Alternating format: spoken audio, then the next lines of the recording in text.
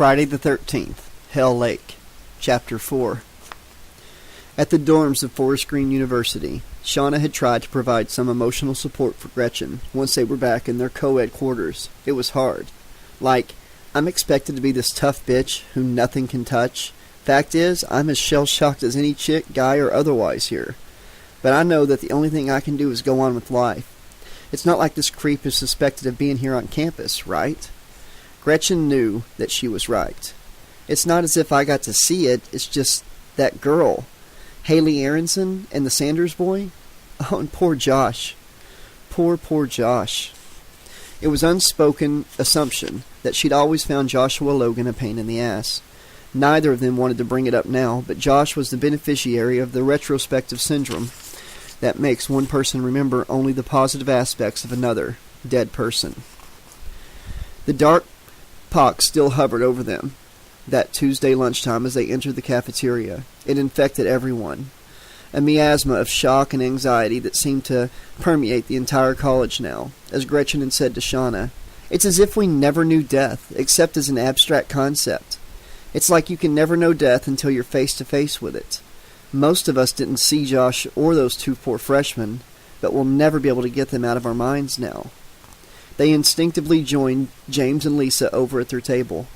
Lisa absently played with a mound of chocolate pudding that she got no closer to eating. It was dark and sticky, but still several shades lighter than the goth couple's choice of clothing. It's like they're always in perpetual mourning, thought Gretchen to herself. Always on guard for some devastating tragedy that has finally arrived. Hey, people! Shauna threw them a casual greeting that tried to make light. What's happening? Let's speak of cabbages and kings, okay? Anything but dead bodies and murder. Are we unanimous on that point? She faced no disagreement. There's no dark poetry in what's going on, opinioned Lisa, a little unconvincingly to the eavesdroppers who had her and her boyfriend marked as morbid creeps. It's just modern America at its stupidest and most brutal. Or some Satanist goth at their worst. I hope you creeps got alibis, 'cause from what I hear, the killer wrote, I love Satan on your buddy's butt.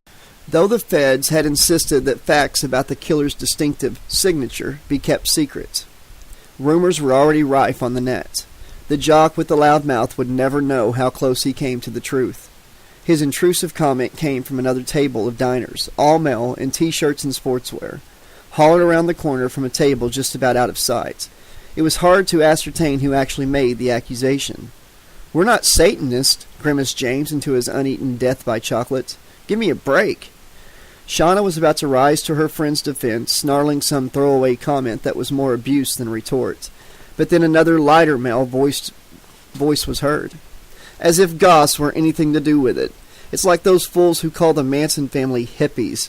No hippie ever had the balls to act in the way that a real man of action would. I don't see people who fantasize about being vampires as any more effective than anyone who fantasizes about world peace. It was the kind of defense that was meant to wound, rather than lend words of support. Both Shauna and Gretchen recognized the superior, drawling tones of Paul Christos, spoken to one of his bookish little hanger-ons. His words were enunciated and declaimed in the manner of a public performance. Christos wanted to be heard, and he wanted the world to know how essentially and courageously different he was to the mainstream of students at Forest Green.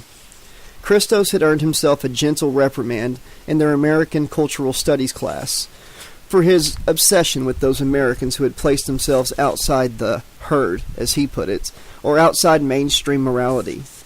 Charlie Manson, various far-right militia groups, the leaders of the American Nazi Party, serial killers, sadists. He'd have earned the less subtle promise of Shauna's boot in his face if he continued, not so much because she'd taken offense, but because he was boring her. He acceded, but took it as a victory for himself, the man who dared to say the unsayable, or some such crap. But today he wasn't going to be bound by the rules of some liberal tutor. Today he wanted to be heard. So who's the man of action, Christos? The question was thrown to him from the jock's table. Is it the guy who murdered Logan and that little freshman couple? You think like he's some kind of hero? Christos saw it was time to, if not back down, then sweep the conversation down another avenue, somewhere they might not follow him, and he could pull it off too. Unlike James and Lisa, the goth kids, Christos was jocular and outgoing. Gretchen remarked to Shauna that, as much as he wanted to provoke with his views, and he regarded as some of intellectual badass, he craved popularity alongside it. Hey, I don't support people who break the law. His thin, boyish face was crowned by a flattened Caesar cut of bristly black hair.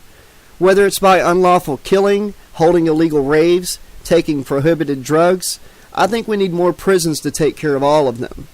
Christos believed he was controlling the conversation by turning the onus back on them and sneering at their lifestyle. Their simple jock tastes, their frat parties, their beer and weed. The lifestyle he went to great pains to show he was aloof from, when nobody had invited him to the party in the first place. But out of maybe 1,000 worthless criminals, there may be one who develops his own philosophy. A philosophy that rips apart society's hypocrisy and moralism. A dangerous philosophy. How do you mean dangerous? Like it says it's okay to cut people's fucking heads off and play creepy games with their bodies? That kind of dangerous? The burly speaker in the iron gray numbered sports shirt was clearly not impressed by Christos. The feeling was mutual. The dark-eyed sophomore found it hard to resist going where his mouth was taking him. I mean that it's dangerous to our kind of egalitarian, all human beings worthy of God's love society. It's dangerous to accept that some people are simply not worth the status that's given them. It's dangerous when someone sees it's time to start culling the human animal. Not many of the jocks seemed to be paying much attention to Christos now. He was getting into his usual boring crap about the Ubermensch, or Supermen, and how there was nothing wrong with murder as long as the killer himself didn't believe there was anything wrong. Most of them had heard it before. Those who hadn't were still unimpressed, like this little dweeb was ever going to threaten or frighten anyone away. But their buddy, the beefy guy who looked like he hadn't shaved or washed for the last several days, was taking this very much to heart. He leapt from his formica table and bumped aggressively into Christoph. I'm the one who found Josh Logan. His knuckles cracked into Christo's upper lip. There wasn't the space to throw anything more than a jab, but it drew a little blood as the lip met the bite of his upper teeth. The big guy was Ricky Garcia, who had gone to such lengths to convince the police he had seen a big dude with a football player's physique and a mask making his way out of the forest. At first he thought someone was ragging him, but when he entered from the same gap in the foliage and taken what must have been the masked man's route to that open copse, he found the boy's mortal remains. It would stay with him for the rest of his life. There, see? That's fucking dangerous philosophy. It says that geeks can't go around pretending to be tough just because they kiss ass to mass murderers. Christos cast his eyes downward, catching the blood that ran in thick rivulets from his gum on a white napkin. The waitresses eyed the telephone cautiously, ready to call campus security if the situation escalated. But it didn't look as if the smaller boy was going to retaliate against anyone. You didn't fucking see him. I did. Ricky had found Josh tied around the tree with his head near severed and his baggy pants pulled slightly down. He had seen the butcher's store gristle of his throat exposed. Had seen the blood that ran from his lower back all the way down the leg of his pants, from whatever obscene mutilation had been inflicted. It was only after the wounds were cleaned and the blood washed away that the pathologist's lab had found the cut marks in the shape of a pentagram. As a civilian, this information was kept secret from Ricky, who was left to imagine the worst, and so he did, imagining far worse than what once might have seemed like the worst-case scenario. But all the time he was making his witness statement, the cops insisted his sighting of the masked suspect was brought on by drugs or booze, or a malicious attempt to play up to the local legend of Jason. None of Christos's little hanger-oners were going to come to his rescue. He tried to maintain a look of disdain as he dabbed at his mouth, but seemed as though he might burst into tears. You want to show me how dangerous you can be, you bottom-feeding little punk? It was only as Trey entered that anyone had the inclination to break this thing up.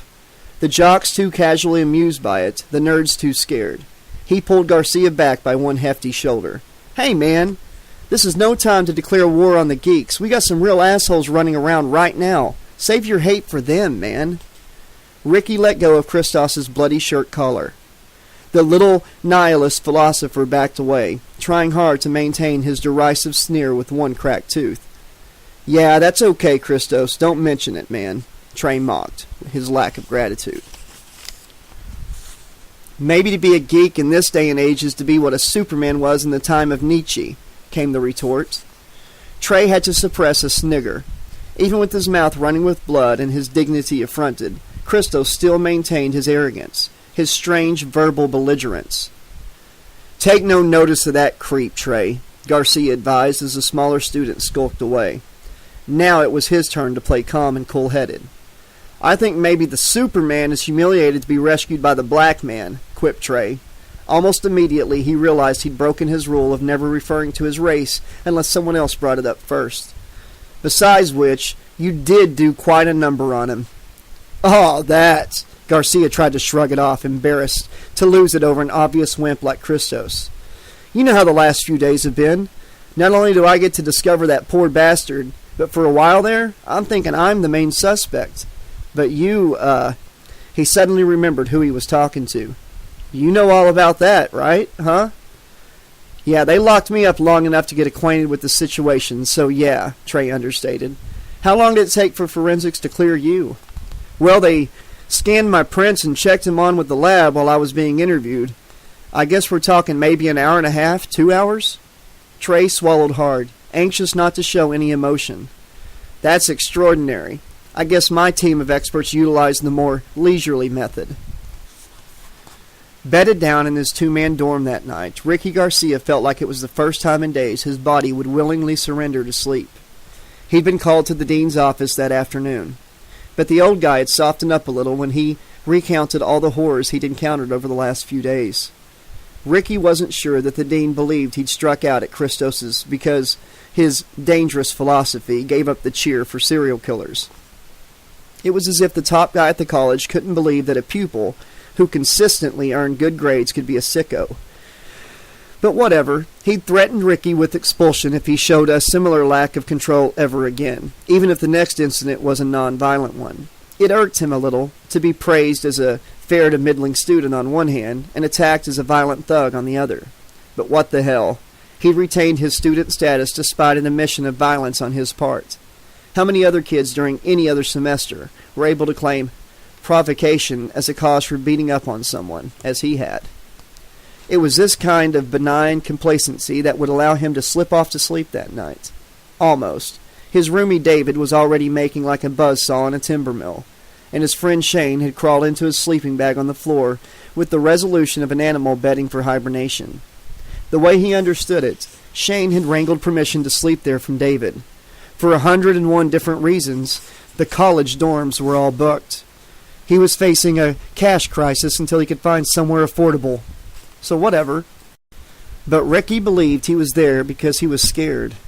It was no big deal, and there were dozens of other dudes in the kid's position, but no one could come clean about it. Fear or extreme caution always had to be dressed up as something else. As the only major witness to the crimes, he pondered whether he was being driven by his emotions too. He dismissed it. Anger, yes. Depression, yes. But to be constantly afraid was to use up too much precious energy. Besides, as his snoring roommates had shown, the minimum of natural caution should be no guard against sleep. His last conscious action as his eyelids started to weigh heavy was to check the glowing face of his alarm clock at 1:32 a.m. That was okay. No need to get in a vicious insomniac circle worrying about whether he was going to get enough sleep. At last, his rational mind took the subconscious path into all kinds of random, disassociated words and images. He was being carried off to sleep, consciously aware of only the rhythmic snoring of his roomies, and the thin beam of light that shone through the glass panel on top of the door. That light. He couldn't help noticing it even with his eyes closed. It didn't blend with the yellow beams of the dormitory corridor. It was a focused red beam, and even now, as he tried to dismiss its intrusion while his conscious mind strove to identify it, it danced upon his closed eyelids. Danced in a way that mocked and challenged him, making him only too aware of the red shadows at the back of his eyes. Irritated, he snapped back to consciousness. Sure enough, it was like a red pencil beam, shone purposefully through their skylight. He rolled over and sorted through the pile of possessions in his bedside drawer. Wallet, ID, photo of his mom and dad and his sisters, photo of his girlfriend Janita, army-style penknife, all present and correct, among the myriad of other items that he'd picked up on his path through life. He couldn't find his novelty laser pen, exactly the type of tool to create the images he saw before him. The less sophisticated cousin of the kind of laser instrument they were using to repair detached retinas. It was exactly what some fool was using to bait him right now. "Hey, Christos, that you?" He regretted the words almost as soon as they hissed from his mouth. His regular roomie and their guests stirred a little, rolling over and murmuring as if another call from him would bring them back to wakefulness. But just as he found it difficult to believe that the geek was goading him, at the same time he questioned Christos' stupidity. Did he really think he could fuck with him so blatantly and get away with it? There was only one thing to do, and if it woke up his buddies, too bad. He sprang up from his mattress and grabbed his sweatshirt in one arsed movement, purposely avoiding any further noise to wake his roomies. He took the handle of the closed door in one hand and gently opened it, stepping out of the gap and pulling it closed behind him in one more single movement. He saw him straight away. The unknowable face that breathed hard through that expressionless, inhuman mask. The shapeless form of someone whose physiology had not known when to stop growing. "Christos, is that you fucking around?" Though his eyes had been closed long enough to make him squint in the light, he knew the falsehood of his remark. Petulance could make little men grow spiteful. Courage could even make them momentarily strong. But nothing could make someone of Christos' stature grow temporarily huge. "What the fuck are you doing with that?" It was the last coherent statement he would ever make, cut off in mid-flow. The giant gloved hand grabbed the ponytail that bound together Ricky's long hair. It snapped back his head and tightened the skin of his face, pulling his eyes back open as if in a poor man's imitation of plastic surgery. "Fuck you! No, you can't!" He didn't have enough strength to fight off the powerful shape. Ricky, like most of his friends, had never really considered the various forms that death might take, aside from the odd sick joke about road accidents. He had never believed it might come for him like this, that it would be this humanoid, that it would be this merciless or smell so bad. He hollered, as much in a cry for help as in pain. Unable to shut his eyes, he felt the searing heat as his right pupil shrank in defense against the thin laser beam shining directly into it. As it came suddenly closer, and his eyelids could afford him no protection, his manic stare reversed the process. The pupils of his eyes grew until they almost obliterated the irises, like black voids of fear. His right pupil maintained itself at more than twice its normal size. Dark and terror-stricken, Ricky's eye would have accommodated someone's thumbprint across its center just then. But instead, it defenselessly welcomed the glowing red end of a laser pen, the hot end that quickly turned its lubricating tears into a hot vapor, the burning point that pushed quickly through the huge black pupil, then upwards through the eye, through the organic jelly of the cornea. Ricky Garcia screamed helplessly, though he knew his cries would bring rescuers too late. He screamed because it would have been intolerable to stay silent, as the laser pin was driven in its entirety through the cornea of his eye and upwards, to embed in the right side of his brain. Chapter 5. There was a total lockdown. As the police swarmed all over campus, their agitation was compounded by Sheriff Casey's disappointment that the killer was still in their midst. The very young people that the cops were supposed to be there to protect became their natural enemies. No one had been allowed to leave the premises. According to Casey, every student of Forest Green University remained a suspect. The trouble was that everyone who remained under the same roof was a potential victim, too. "Get me the LeBlanc kid," Casey told his deputies. With the help of the janitor, they were not long in finding his dorm. When they came storming in, the male students and female co-eds were in an informal meeting in the dormitory's common room. Well, what do we got here?" Deputy Spink picked up some items from a table and regarded them with exaggerated suspicion. Couple of cans of mace pepper spray, several steel combs with their teeth filed into a sharp point, Swiss Army knives, a silver star that looked like one of those weapons Bruce Lee might have used back in the day. Spinks was excited by the prospect of being out of the office and deputizing for the sheriff on a big murder inquiry. He was exactly the kind of guy to let something like that go to his head. "I'll think you'll find this is all legally held private property, officer." Well, so it was the long-legged bitch with attitude talking. "Thank you, Miss Brown," he addressed Shauna Black. "I think the Forest Green Sheriff's Office is probably the best judge of that." The chief deputy motioned to his second to pack up everything on the table in an evidence bag. Shauna stepped up face to face to broadcast her defiance. But it was a smooth young black man's hand that slammed itself down on their private property. "This is mostly protection for the women," Trey LeBlanc asserted. "Unless you can give us all a 24-hour armed guard around the clock, it seems like our best chance of fighting back, don't you think?" Spinks took Trey's arm and forcibly lifted it. He was stronger than he looked beneath the donuts and cheeseburgers exterior. The deputy motioned for his colleagues to pick the materials up. "I don't care if this is everything your old grandma bequeathed you on her deathbed. Do I need to repeat that every single one of you is a suspect in this case? There's no percentage for the sheriff's office in leaving you armed." Spinks met with groans all around. "That's insane!" Trey pressed his point further. "If you're going to take away our only legal forms of defense, then what chance do any of us have?" "I reckon that maybe a couple of you have the greatest chance of getting out alive," spat the deputy, becoming riled. "After all, there's no sign of breaking and entering here. It means that at least one of you is responsible for the murders of Richard Garcia, Joshua Logan, Haley Aronson, and Brian Sanders. Give me your cooperation on this and help me catch the perps. Then you can comb your fucking hair with needles and spray, and then spray each other with mace as much as you damn like." Not bad if he said so himself. It helped him minimize the irritation he felt at being wakened from bed in the early pre-dawn hours that morning. After a few days of nothing but mutilated bodies and uncooperative kids, the strain was starting to show. Still, at least he was wearing better than old Casey, who was starting to look like an old man who didn't know his tail from his elbow every time the killer notched another one up. So much for the "killer's left the country, he's no longer our responsibility, boys." There was one old coot who ought to think twice about running for re-election next year. "I need you to accompany me to the sheriff's office, Mr. LeBlanc. There are a number of routine matters that have to be addressed." "You mean to tell me I'm going back to the jailhouse without charge?" Trey cut through the law enforcement double talk. He said it loud and clear and bitter, so that every guy and every girl in the place was aware of the pointless harassment. "When in doubt, just round up the usual suspects." His blue-collar parents, a car mechanic and a factory hand, had encouraged him to develop every aspect of himself, from his interest in clinical psychology to his disciplined training in Chinese martial arts. "We may be in the ghetto, son," Trey used to tell him back in their West Side Manhattan tenement block, "but you are not of the ghetto." It was hard to bear that in mind when you had cracker policemen like Casey and Spinks, who saw a dangerous young black man every time they set eyes upon him. To his mind, they were just rednecks in respectable uniform. "Police harassment didn't catch the killer last time. What are you going to do, try Trey again, hoping he'll crack and make a false statement?"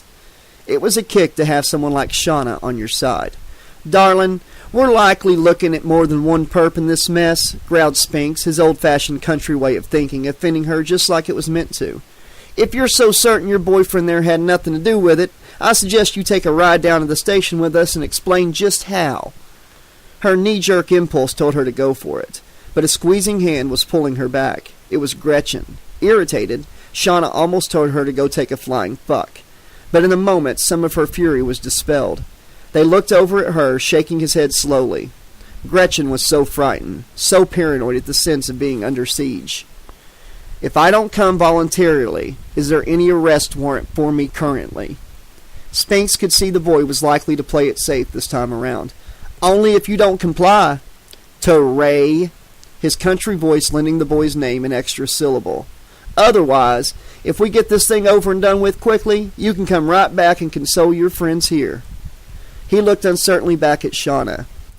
"Diane Miranda. She takes the legal aid cases at Chimpendero. Phone her for me as soon as office hours begin."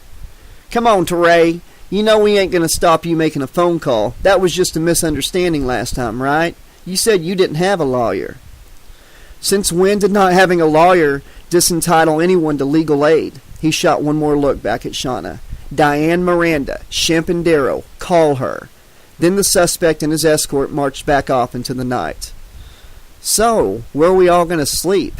It was the question on everyone's lips, articulated by one fatigued-looking young girl. As if all their coursework that semester wasn't enough, now they had to face mass murder.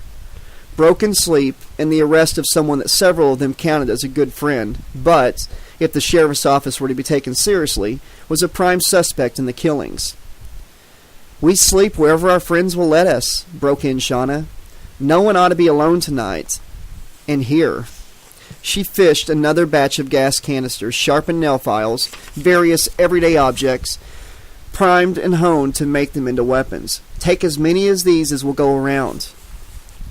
They dug their hands in obediently, the guys included. Many of them had fantasized about getting in Shauna Black's pants, but the fact was that she was too feminine and too tough. An unlikely proposition for anyone but the most self-assured young man, who would need to possess a brain to boot. "Shauna?" The shaky voice was trembling but loud, a little off-key. She wasn't going to let her down now. "Sure, Gretchen. You can sleep in my room," she answered in anticipation. Nobody would say anything outright about it. In fact, Shauna defied anyone to say anything outright to her face.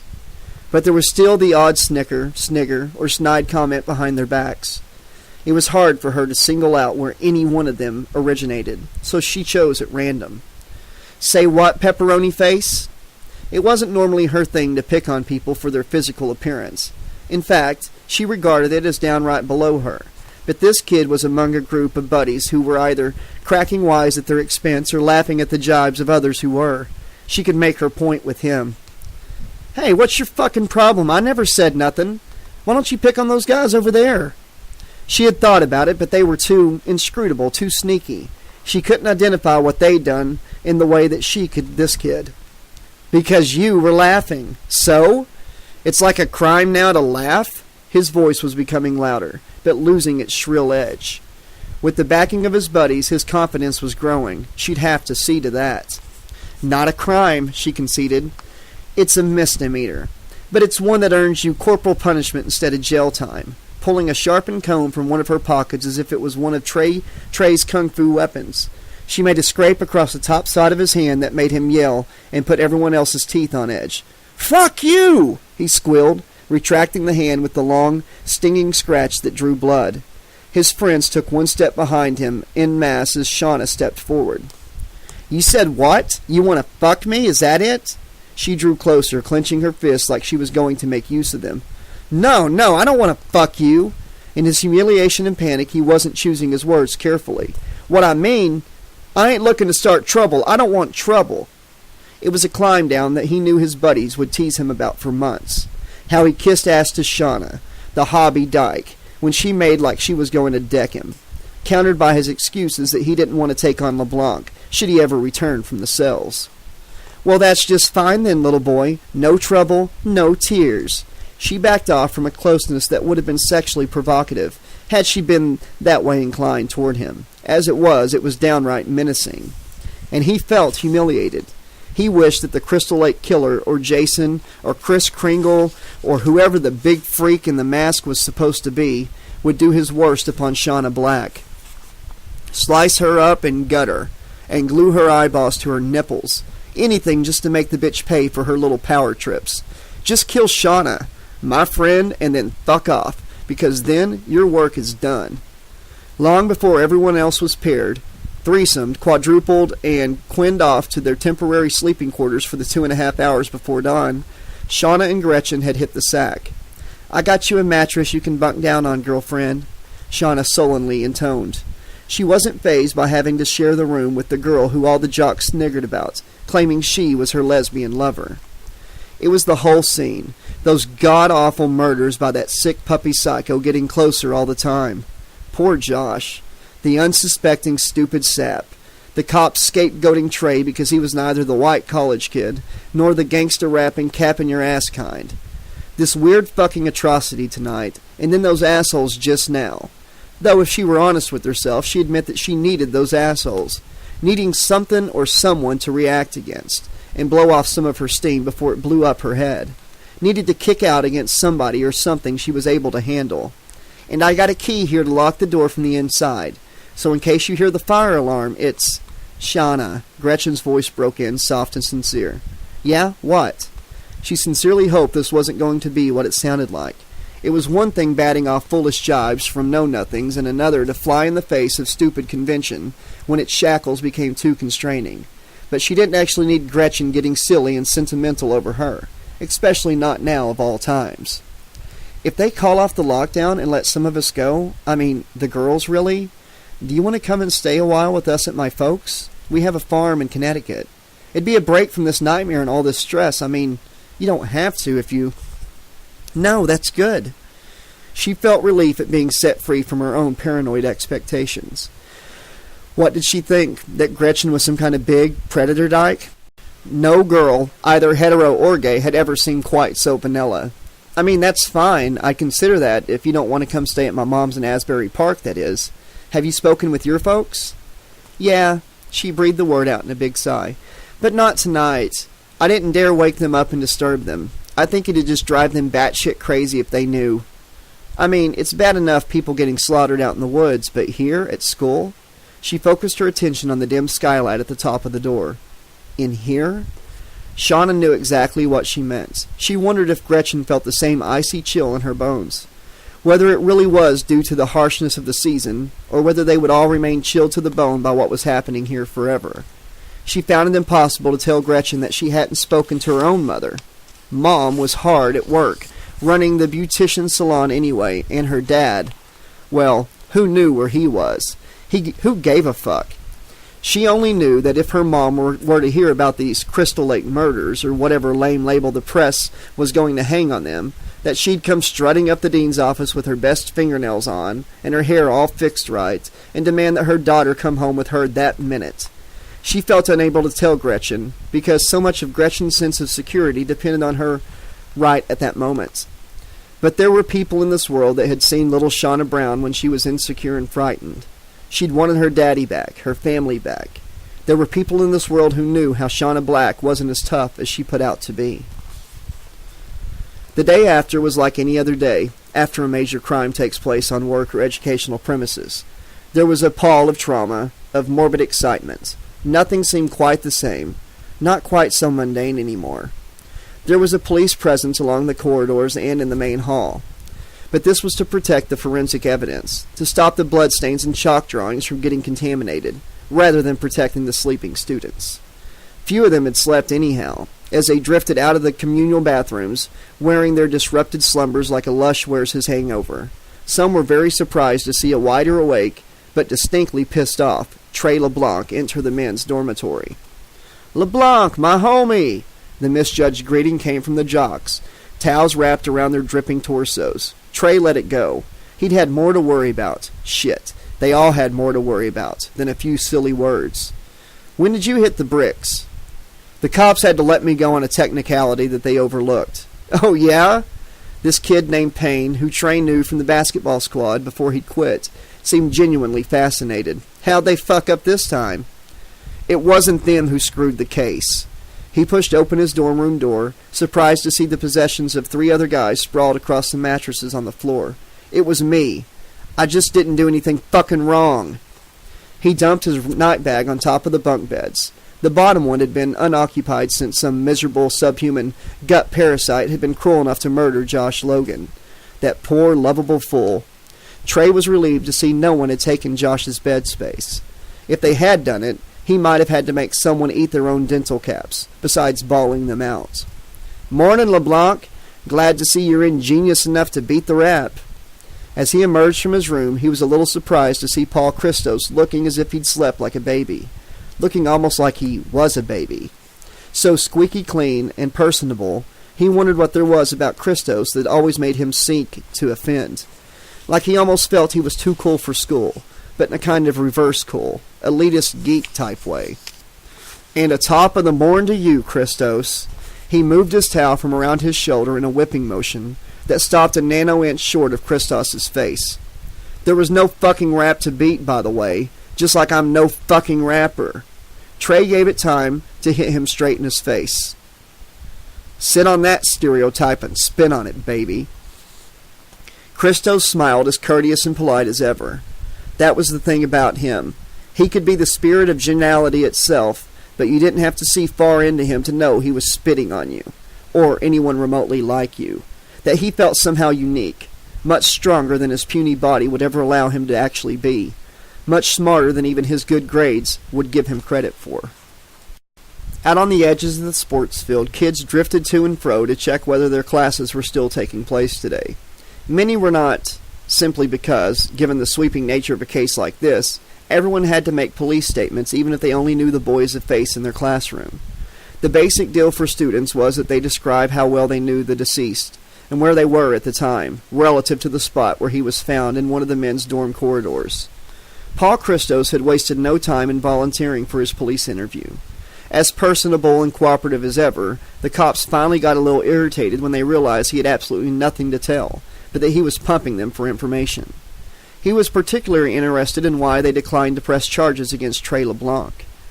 "We were just eliminating Mr. LeBlanc from our inquiries, due to the use of an article in his possession as a murder weapon," came their answer. "Oh, but then, why eliminate him twice?" They were about as impressed with Christos's line of questioning as Trey had been with theirs.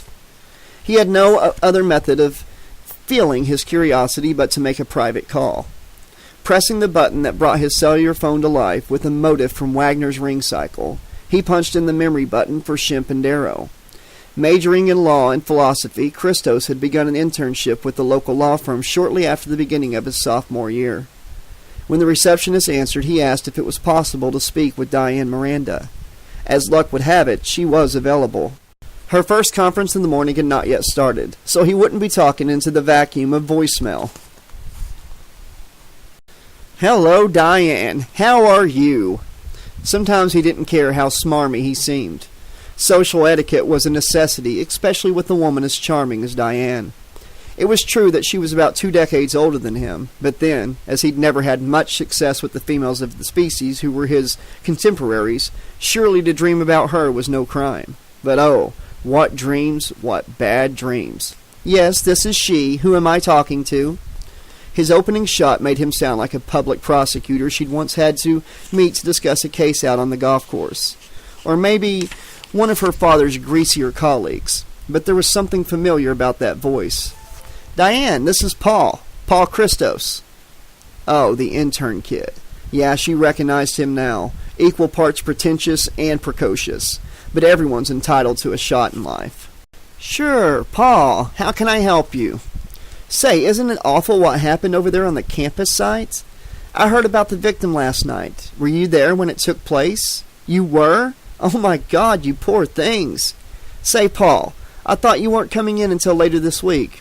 I do have a client that I need to... It's really a little advice, a little legal advice I need to... Okay, you have 60 seconds to truncate your request as from now. Shoot," she said. "It's really kind of connected to the Lake Blood, or the Crystal Lake killings, or whatever the papers are calling them. Are you aware of the student Trey LeBlanc, who they brought in as a suspect?" She adopted a cautious, slightly icy tone. "Oh, I'm aware of him, Paul. I believe I mentioned that I take the legal aid cases at Shimp's. Well, he's one of mine. Please be careful of whatever you say. I've no wish to jeopardize the client-attorney relationship, or the confidentiality that surrounds it." So that was it. The liberal lawyer had come running to the rescue. "You're involved in the Crystal Lake case?" "Well, I guess I was, by default. But since there's no criminal case against LeBlanc..." "Did you have disclosure of full evidentiary materials? I mean, forensic records, scene of crime photographs?" he said. "Oh, sure, that's standard. But listen, I can't go into the details of this," she continued. "Of course, Diane, of course, I understand." He made a mental note to go sifting through her files at his first opportunity. When she was out of the office, of course. Photostats of that Logan oaf, with his head hanging on by a thread, and of that cutesy little couple with their bodies switched, would make fine additions to his collection. Judging Diane by his own legal experience, which was basically nil, Christos had come to the conclusion that she could be a big hitter if she broke out of her one-horse town mindset. It was best to be careful then. "This is really a hypothetical case that I'm putting to you. Supposing that the family of Joshua Logan, for example, decided that they believe there is a case against LeBlanc, and intended to take out a civil suit against him when the district attorney refused to prosecute. How would they be advised to go about it?" She was momentarily flustered. "Oh, well, I'm not sure that they should be encouraged to go about it. It's such a costly process, and there has to be some kind of case. The only piece of evidence connecting Trey LeBlanc to the crime was a component taken from his motorcycle. Once you factor in the fact that there was at least one other person's prints all over what remained of his bike, including the murder weapon, and all you're left with is the wild possibility that a young man chose to disassemble his motorcycle to use one component as a murder weapon against a friend of his, of whom everyone says he had no quarrel with. And the suspect is a young man of good character and sound mind, with no drug or alcohol problems. It really doesn't fly, does it? Well, does it? Consider a similar hypothetical for your next class. But for Christ's sake, don't use this case, okay, Paul? Bye-bye, I gotta run. Goodbye, Diane. Christos felt mildly deflated at how she steamrolled the case down. Okay, everyone with half a brain knew LeBlanc was not really implicated in the murders. Christos himself doubted LeBlanc could ever step outside of his nice guy persona and behave in such a truly admirable way, to rid the world of dullards like Garcia and Logan without mercy, without compassion. But he was also disappointed in Diane. It seems she believed he wanted to enter law to be an advocate for truth and justice. Isn't the strength of an advocate supposed to be that he can argue the case equally for someone he believes to be innocent or guilty? Isn't that the kick that he gets from playing God? Imagine, Christos told himself, what it would be like to be the legal genius who got the real Crystal Lake killer, whoever he may be, off on an acquittal. Or the case of some other cleanser of the human species kicked out of court on a technicality. Imagine the genius of that. The whole world knowing that one of its most celebrated mass murderers had been released, all due to a piece of legal chicanery. It was Paul Christos' ambition to be an advocate, all right, but he wanted to be the devil's advocate. And if a lawyer of genius can reverse the will of justice for the guilty, then the same must surely apply to the innocent. It would have been an educational process to have guided the wretched, bereaved Logan family through the time of the civil courts, and not a little amusing to boot. The idea of hanging one of the so-called Lake Blood or Hell Lake killings on a bewildered creature like LeBlanc was almost too delicious for words. Especially if, as Christos, with his personal fascination with serial murder and his current eavesdropping around the legal and judicial system, had come to believe there were not one, but two serial killers loose. From what he'd heard, it would have been no surprise to find they had someone living out the myth of Jason Voorhees, the Crystal Lake boogeyman, in their own backyard, while someone had hit the roads who was recreating the MO of Wayne Sanchez, the Daytona Beach devil boy. Now there was a class act. It would soon warm Paul Christos' cold heart to hear of the young woman and her boyfriend lying dead close to the Delaware-Maryland border. They were found mid-morning, though forensic reports would suggest they met their end in the early hours of Tuesday, at around the same time that Ricky Garcia faced death by optical and cerebral mutilation at Forest Green University. Their Chevy station wagon, with its bumper sticker reading, "Drug abuse is life abuse," had been discovered on a dirt track road leading off of the main highway. Anyone could have detected it if they slowed enough to see its shape through the cluster of bare pine trees. But the horror it contained was not visible to anyone out on the main road.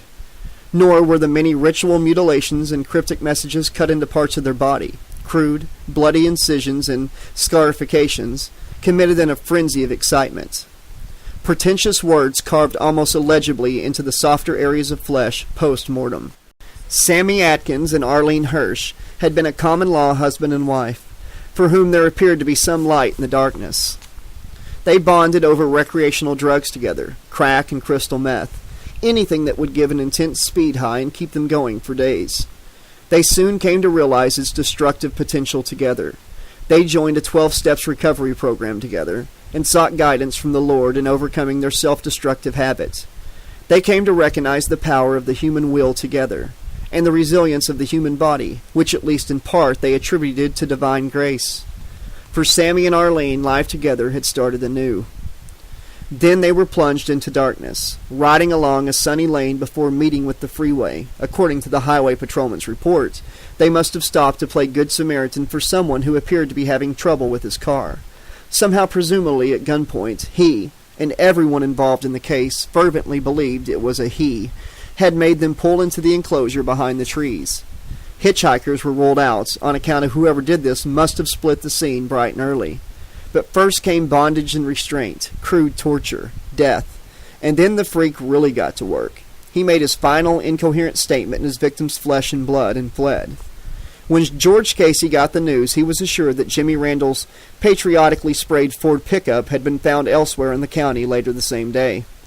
Assuming this was the same guy, and God forbid they should have more than one of them, then he was switching vehicles and taking victims at an intensely manic rate.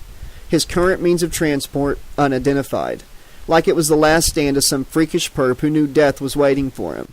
Or so one of the Fed's head shrink advisors had said. "We may have some kind of Manson family deal going down here, Lloyd," Casey told his deputy after being briefed on the Bordertown case. It was disappointing news, to say the very least. "They're estimating that when this animal caught these people out on the back road, they'd just turned off the highway after coming home from a prayer meeting about 150 miles away, around about the same time that animal down here was making oatmeal out of that poor kid's brains." Spinks hesitated a moment, unsure what his response should be. "That don't mean they necessarily have to be connected, does it? I mean, it don't make it a cult." "No, it don't. It don't mean they have to be connected. But look at the facts. Whoever's hitting the highway started off down here with the Logan kid. There could be more than one wacko cutting symbols into people's flesh. But let's cut ourselves some slack and go for the obvious option. He ran and is still running. The other freak stayed here, and it looks like he's a college kid. Both are plain kill crazy. It don't look like either's going to stop till we put the bracelets on or shoot 'em down while we're trying. And that's the raw truth."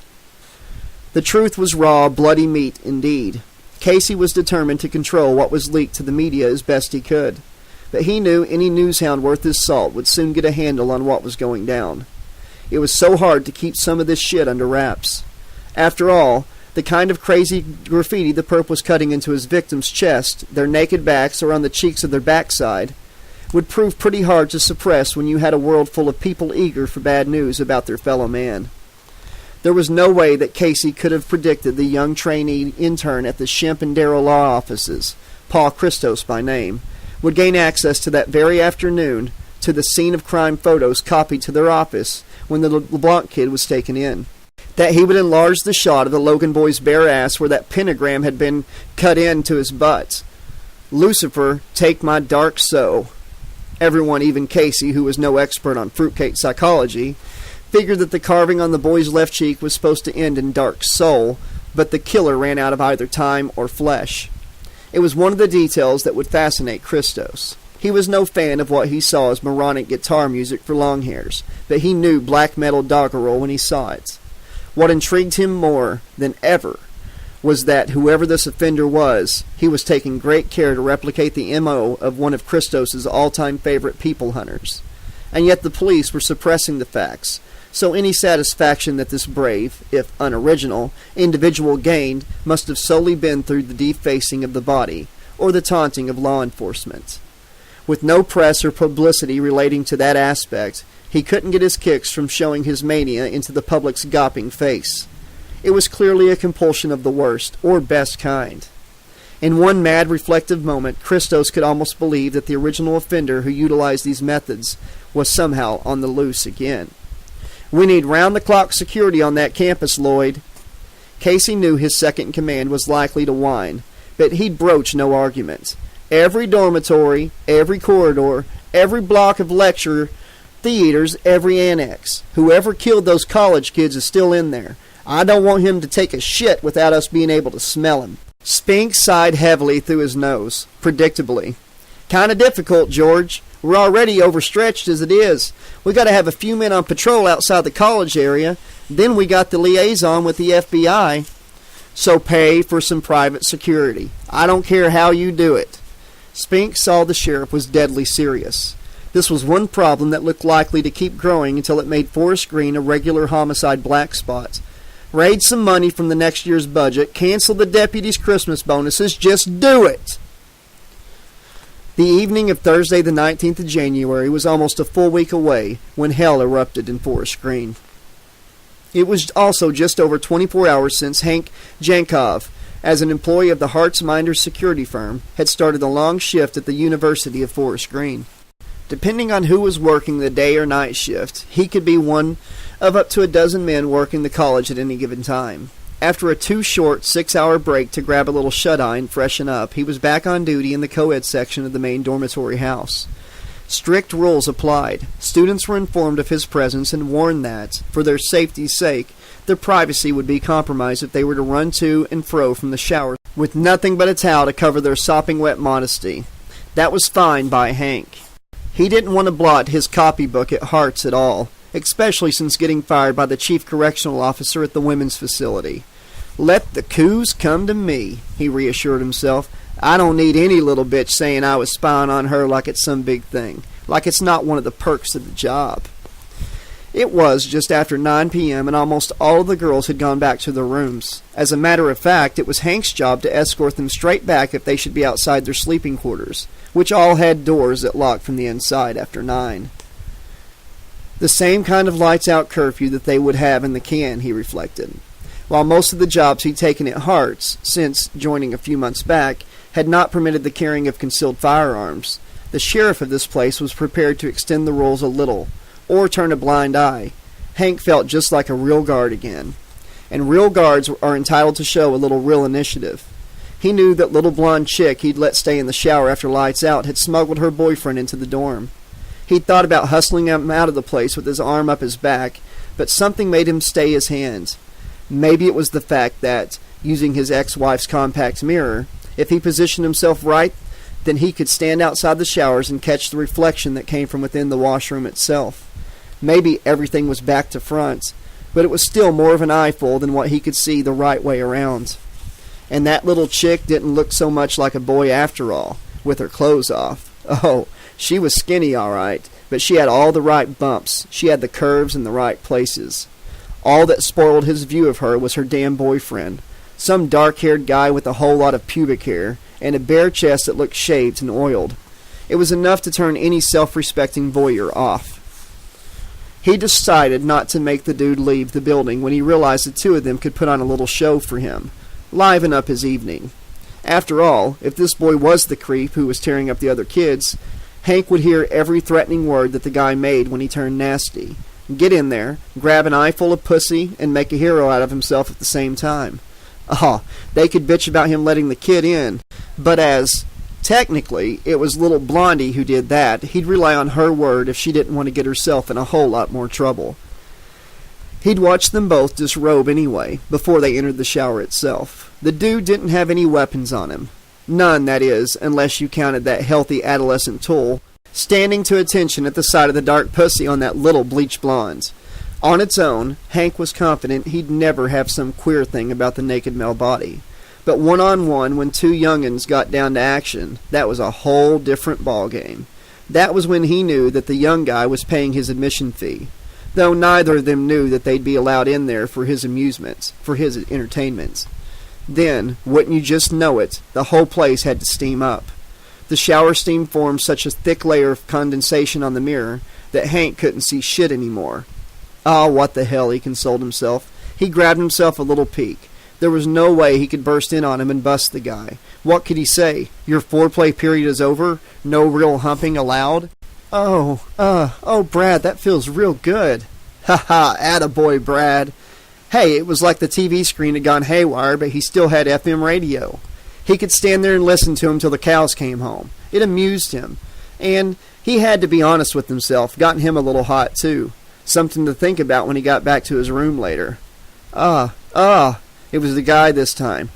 Do you like danger, Patty? Do you get hot when you feel the boogeyman near? Go for it, Patty. Hank could hear her moaning rhythmically, like she was building her way up to the big one. Of course she likes danger, asshole. Why do you think she went to all the trouble of smuggling you in when there's a guard on the corridor and a cycle on the loose? Want to know you'll be there to protect me. I want to fuck you right in front of the boogeyman and tell him to go fuck himself. This was where Hank's patience got sorely tried. Boyfriend there was getting so far up his girly that he didn't have anything on his mind other than popping his cork. What kind of protection was that? That dumb bitch ought to have been aware there were guys like him getting paid to do a professional job, protecting her at an hourly rate that could, frankly, do with a little improvement. No knife-wielding psycho was going to walk through that shower door when Hank Jankov was on the job.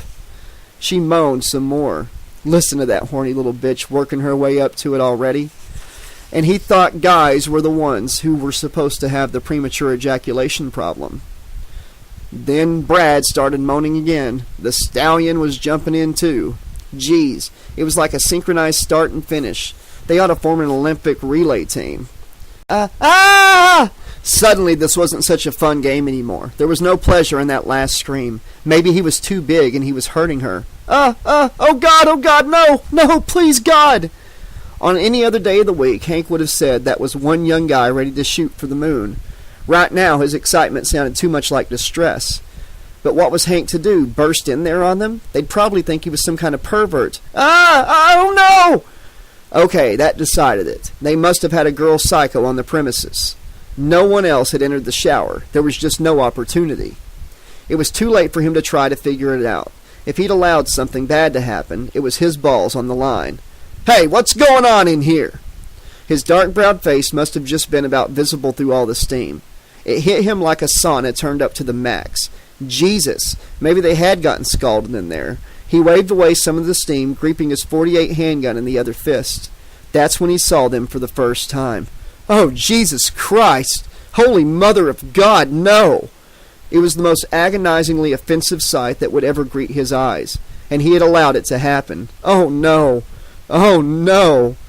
Every time he broke open a little window in the vapor, it steamed up again to obscure the vision from his eyes.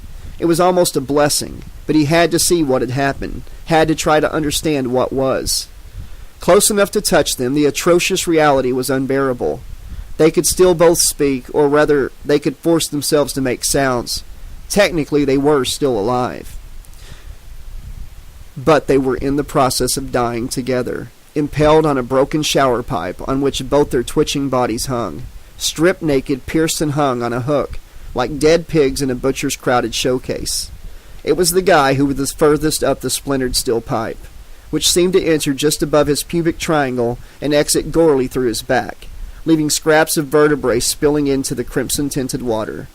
She was below him, but joined so close it was as if they were still making love, while her bobbing head nodded out of consciousness into death. The splintered shards of the pipe must have exited somewhere around her navel, before penetrating her lover's body. Hank knew it was probably a small mercy that he couldn't see where the instrument of impalement entered. The sight made him nauseous. He knew he was going to throw up in the shower water, his vomit mixing with their blood and small fragments of broken bone. The misdirected water cascaded all over the shower enclosure, whipping him with its hot spray. He was hot and soaking wet and miserable. He knew this was his fault for allowing it to happen. And yet, how? How could he? It was only as the steam started to clear that he got his answer. Hank saw it all too clearly in the shower mirror that had provided such amusement. It was him. Hank didn't have time to turn his head around. Didn't have time to demand to know whether the killer was a student dressed up in the garb of something that had haunted their nightmares. Didn't have time to discover how the hulking murderous psycho creep had been able to wait in the shower without either Hank or those kids noticing. He'd never felt such power in human hands before, as they gripped him by the throat. Hank pointed his handgun, intent on blowing the creep away, but the pressure exerted on his neck and spine caused his nervous system to malfunction, his arms spinning wildly, unable to aim. By the time he saw the flashing glint of steel in the mirror, and realized it was heading for him, he could no longer even hold his .48. It fell to the tiled floor in a hopeless clatter of despair. Hank's perspiring belly felt a sudden cold flash as the machete ripped open his uniform shirt and slashed through the top layer of skin. Then he felt a frenzy of hot and cold sensations as it bit deeper. He knew these were his final moments. He just wanted to know why. As the killer and the perforated white mask wrenched him high in the air by his shoulders, Hank could think of no better explanation than that the boogeyman had finally come, a dark promise of childhood realized. As his stomach lesion was brought down hard on the spurting pipe, which entered his slashed guts, he was in far too much agony to speak. He knew the kids he had joined on the broken pipe for a grotesque threesome were dying with him. As he slid further down, and the pressurized water started to displace his stomach upwards, it was the boy's turn to go limp, and be left dangling just above the floor. With his last breath, Hank wanted to scream in accusation, but he could feel something rising from his throat. As Jason's rancid hand reached in and pulled the wet organ from Hank's mouth, he realized it had been part of his upper intestine. Okay, this has been chapters 4 and 5 of Friday the 13th, Hell Lake. Hope you're enjoying it so far. Be sure to subscribe if you haven't done so already. Spread the word out there, because once we hit 500 subscribers, I'm going to do a 2-book giveaway. 2 of these books that I'm narrating I will give away to 1 lucky subscriber once we hit 500 subscribers. Until then, please click that like button, drop me a comment, and be sure to click that bell so you always know when new chapters are dropping. Sometimes I'll surprise you with extra uploads, throw in a couple extra chapters on the books I'm narrating. I'll be back in 2 days to do some more Friday the 13th Hell Lake. Tomorrow I'll be doing 2 or 3 chapters of A Nightmare on Elm Street Protege. So until next time, this has been your friendly neighborhood 80s slasher librarian saying thanks for listening. Oh, and a little message to Paul A. Woods, the author of this book, Friday the 13th Hell Lake. It is Camp Blood. It was never called Lake Blood. It's Camp Blood. I can't be the only one who's screaming this while I'm narrating this book, right? In my head I'm like, Paul, it's Camp Blood. Quit calling it Lake Blood. But I'm doing an honest narration of what the author wrote, so I'm saying Lake Blood the way he wrote it. But I know it's Camp Blood. You all know it's Camp Blood. Okay, I'm going to quit ranting. It was just kind of a little thing that irked me a little bit while I was reading it. I'll see you guys next time. Have a great day.